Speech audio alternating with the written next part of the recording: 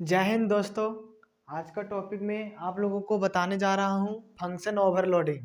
ये function overloading क्या होता है और इसे हम कहाँ यूज करते हैं। ये सबसे पहले मैं इस फंक्शन ओवरलोडिंग बताने से पहले मैं आप लोगों को कहना चाहूँगा, जो ये टॉपिक है फंक्शन ओवरलोडिंग, ये C++ लैंग्वेज का टॉपिक है जो चैप्टर 3 में से पढ़ना है। ठीक है, चैप्टर 3 में ये फंक्शन ओवरलोडिंग क्या होता है, चलिए इसके बारे में जानते हैं। फंक्शन ओवरलोडिंग किसे कहते हैं और ये क्या होता है। इसके पिछले वीडियो में मैंने बताया था OOP के कंसेप्ट के बारे में, जो उसमें फंक्शन ओवरलोडिंग उसमें पॉलीमॉर्फिज्म के एग्जांपल में आया था। ठीक है, तो ये फंक्शन ओवरलोडिंग क्या होता है ये चैप्टर 3 में हम इसे पढ़ेंगे। और इसके चलिए डिफिनेशन जानते हैं फंक्शन ओवरलोडिंग क्या होता है। नाम से ही पता चल रहा है कि फंक्शन ओवरलोडिंग, ठीक है, फंक्शन फंक्शन कहने का मतलब हुआ उसमें कुछ भी डेटा वगैरह हो फंक्शन में। ठीक है, ओवरलोडिंग, ओवर मतलब ओवर, एक या दो नहीं, एक या दो से अधिक, यानी कि बहुत सारे फंक्शन एक ही मतलब एथी में डेटा में हो, एक ही स्टोरेज में उसको रखा जाता हो, फंक्शन ओवरलोडिंग कहलाता है। कहने का मतलब है कि आप किसी भी चीज़ को ले लीजिए या फिर कोई वस्तु हो या किसी बर्तन में हम, या तब फिर या फिर कहने का मतलब यह हुआ, ओवरलोडिंग का मतलब यह होता है कि जब हम कहने का मतलब किसी को वाहन है, ठीक है, वाहन है, उसमें हम कोई भी वस्तु ओवर से ज़्यादा लोड कर दिए।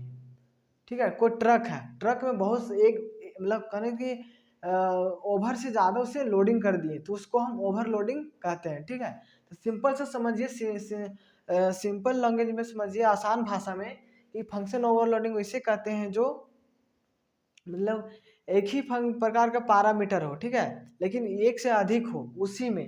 ठीक है, चलिए जानते हैं इस डिफिनेशन के माध्यम से कि फंक्शन ओवरलोडिंग क्या होता है।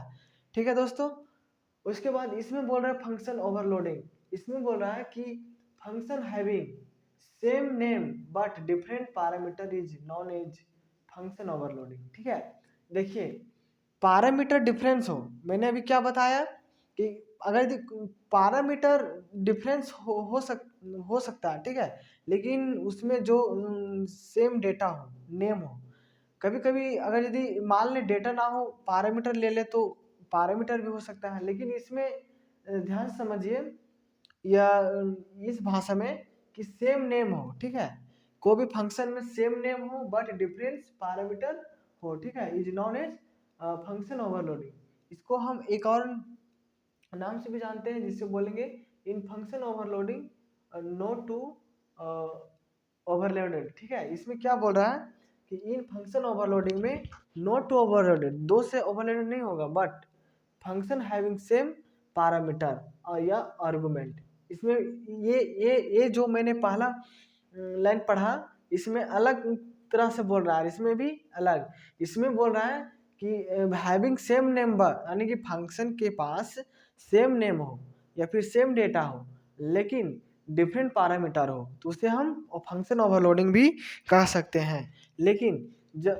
इस फंक्शन में कभी कभी दो ओवरलोडेड ना हो, अरे दो से अधिक हो, ठीक है, तो लेकिन हैविंग सेम पैरामीटर भी हो तो भी चलेगा, यानी कि फंक्शन हैविंग सेम पैरामीटर भी हो तो भी ओवरलोडिंग कहलाएगा, और डिफरेंस पैरामीटर हो और सेम डेटा हो तो भी ओवरलोडिंग ही कहलाएगा। ठीक है, तो एग्जांपल में यहाँ पे मैंने लिया, कहने का मतलब कि फंक्शन फंक्शन बोल रहा है तो फंक्शन में यहाँ कोई भी नाम ले लेंगे फंक्शन का। ठीक है, फंक्शन का कोई भी नाम ले लेंगे, उसमें स्टार लिख सकते हैं, अपना नाम भी डाल सकते हैं उसमें।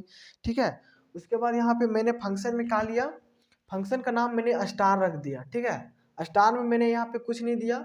उसके बाद फंक्शन में सेम नेम हो, सेम डेटा हो, तो इंटीजर करके मैंने ये integer b, integer a b c करके मैंने यहाँ पे फंक्शन में डाल दिया क्या चीज, डेटा, तो इसको हम बोलेंगे ओवरलोडिंग फंक्शन।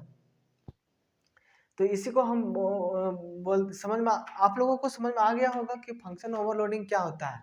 आसान भाषा में समझिए जो मैंने बताया। ठीक है, ये रहा एग्जाम्पल, इस एग्जाम्पल के आधार पर एक क्वेश्चन मैंने अभी जस्ट बताऊंगा, आप लोग उसे ध्यान से समझिएगा, ठीक है। इस क्वेश्चन में क्या है, एक क्वेश्चन है जिसे बोल रहा है कि राइट ये program to find the sum of 2 number and 3 number by the using function overloading, ठीक है। चलिए इस क्वेश्चन को लिखेंगे और उस क्वेश्चन के आधार पर उसको हम स्टेप बाय स्टेप उसे हम क्या करेंगे, प्रोग्राम को लिखेंगे कि किस तरह से हम लिखते हैं, ठीक है। उसके बाद आगे फिर हम चलेंगे। तब तक आप इसका आप इसे आप ध्यान से समझिए। कहने का मतलब आप इसे स्क्रीनशॉट भी कर सकते हैं अपने नोट्स बनाने के लिए, लेकिन आप लोगों को इम्पोर्टेंट रहेगा, ठीक है। चलिए इस क्वेश्चन के आगे हम बढ़ते हैं।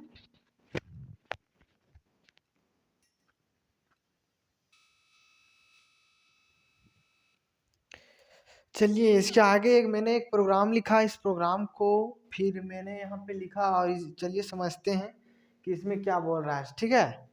इसमें जो फंक्शन ओवरलोडिंग मैंने अभी बताया उसी के आधार पर एक क्वेश्चन है, ठीक है। इस क्वेश्चन में क्या बोल रहा है कि राइट ये program to find the sum of 2 number and 3 number using function overloading, ठीक है। इसमें बोल रहा है कि दो नंबर और 3 नंबर का फाइंड सम करना है, और किसका यूज करके, फंक्शन ओवरलोडिंग यूज करके, ठीक है। तो चलिए हाँ, यहाँ पे मैंने एक प्रोग्राम लिख दिया है और इस प्रोग्राम से समझते हैं, ठीक है। सबसे पहले यहाँ पे मेन टॉपिक समझिए, यानी कि फाइंड करना क्या क्या करना है, 2 नंबर एंड 3 नंबर यूजिंग किसका, फंक्शन ओवरलोडिंग का। तब सबसे पहले हम प्रोग्राम लिखने से पहले ये तो अनिवार्य है इसे इसे लिखना, हैश इंक्लूड iostream.h, फिर हैश इंक्लूड conio.h, फिर यहाँ से समझिए वर्ड मैन हैप्पी, यहाँ पे फंक्शन का नाम मैंने हैप्पी रखा, ठीक है। इंटीजर ये डाला, फिर इंटीजर बी डाला, ठीक है। फंक्शन का नाम मैंने पहला यहाँ हैप्पी किया, फिर सी आउट एक, देखिए फंक्शन का नाम यहाँ पे मैंने हैप्पी दिया, इंटीजर ये और बी, फिर यहाँ सी आउट करेंगे, सी आउट तो करना पड़ेगा डिस्प्ले करने के लिए, फिर ये प्लस बी किया यानी ये दोनों का, ठीक। उसके बाद फिर है सो एक और फंक्शन लिया वाइड करके, तो इंटीजर ये किया, इंटीजर बी और सी किया, ठीक है। यानी कि एक फंक्शन यहाँ लिया, एक फंक्शन यहाँ लिया, फिर ये दो तीनों का फिर सी आउट करेंगे, ये प्लस बी प्लस सी, ठीक है। उसके बाद फिर वाइड में लगाएंगे। उसके बाद इतना लिखने के बाद फिर इसका तो कुछ जो फंक्शन मैंने लिखा उसका तो वैल्यू तो डालना पड़ेगा ना, तो डालना पड़ेगा, तो फिर यहाँ से आगे चलते हैं, ठीक है। अब इसको हम मिटा देते हैं, ये तो समझ में आ गया होगा, ये वाला तो समझ में आ गया होगा, इसको मिटा के इससे आगे लिखते हैं, ठीक है। इसके आगे लिखते हैं,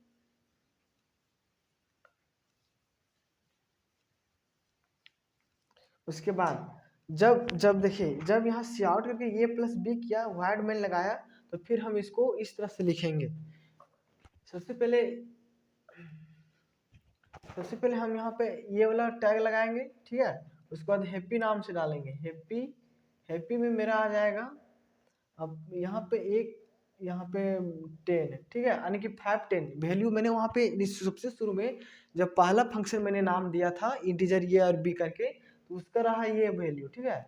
उसके बाद फिर दूसरा ये रहा हैप्पी करके 3 7 और 20, ये किसका है, यदि इसका, यानी कि ये वाला है सी आउट, इसमें आएगा, ठीक है, इसमें आएगा, ठीक। और उसके बाद फिर GTCH कर देना है, GTCH करके यहाँ पे सेमीकोलन लगाना है, भूलना नहीं है, ठीक है, सेमीकोलन। उसके बाद इसको फिर बंद कर देना है, इसको फिर ऐसे बंद कर देना है, ठीक। ये तो समझ में आ गया होगा, यहाँ से ये वाला नहीं है, ठीक, यहाँ से। उसके बाद फिर ऐसे इसको क्या करना है, जब इतना वैल्यू लिख देने के बाद फंक्शन में, तो फिर इसका आउटपुट रिजल्ट क्या आएगा, यानी कि ये प्लस बी करेगा, यानी कि पहला में 5 प्लस 10 करेगा इक्वल 15 यहाँ पे दिखाएगा। फिर ये वाला है यहाँ पे जब प्लस करेगा तो इसमें क्या क्या आएगा, देखो सबसे पहले यहाँ 3 प्लस 7 प्लस 20, तो 10 और 20 कितना हो जाएगा, 30, ठीक है। ये वाला इसका आउटपुट रिजल्ट आएगा, ठीक है। ये तो समझ में आ गया होगा कि फंक्शन ओवरलोडिंग क्या होता है, और इसके कुछ एक एग्जांपल मैंने बताया कि इस एग्जाम्पल के साथ मैंने उसे भी सॉल्व किया, कर दिया। ये तो समझ में आ गया होगा कि कैसे कैसे मैंने किया, ठीक है। एक चीज़ और जान लीजिए कि इसी के आधार पर, इसी के बेस पर और भी क्वेश्चन बनेंगे, ठीक है। सबसे पहले फंक्शन ओवरलोडिंग यहाँ पर मैंने कैसे कैसे किया। सबसे पहले फंक्शन ओवरलोडिंग यानी कि सेम नेम सेम डेटा, ठीक है। सेम नेम पीपी करके डाला, ठीक है। डेटा मतलब उसमें कुछ भी हो सकता है, सेम यहाँ पे नाम डाला ना। उसके बाद फिर है सो पैरामीटर डिफरेंस भी हो सकता है और सेम भी हो सकता है पैरामीटर, ठीक है। उसके बाद फिर उसी के आधार पर मैंने एक क्वेश्चन लिखा और यहाँ पे सॉल्व किया। ये तो समझ में आ गया होगा कि मैंने कैसे कैसे किया, ठीक है।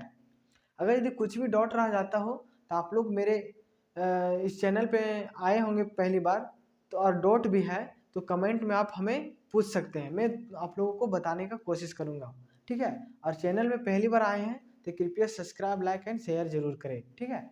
उसके बाद फिर आगे चलते हैं नेक्स्ट टॉपिक में। नेक्स्ट टॉपिक में क्या है, नेक्स्ट टॉपिक में पढ़ना,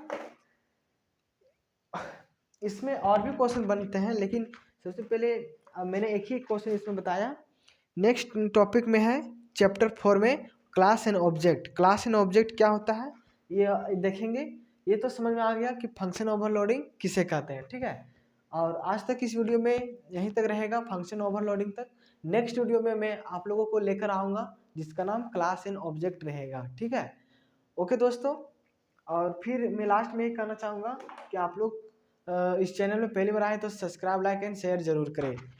और ये इस टॉपिक को ध्यान से समझिएगा, ये क्लास 12th वालों के लिए भी स्पेशल है, लेकिन जो टॉपिक मैंने अभी बताया फंक्शन ओवरलोडिंग, ये क्लास 12th वालों के लिए ही नहीं बल्कि जो स्टैंडर्ड लेवल पे आते हैं, जो आगे मतलब बीसीए बीटेक करते हैं और कंप्यूटर आईटी सेक्टर में, वो इस सब चीज़ों को पढ़ना पड़ता है। अगर यदि अभी से बेस मजबूत रहेगा तो आगे आप आईटी सेक्टर में पढ़ेंगे तो ये आप लोगों के लिए आसान हो जाएगा, ठीक है।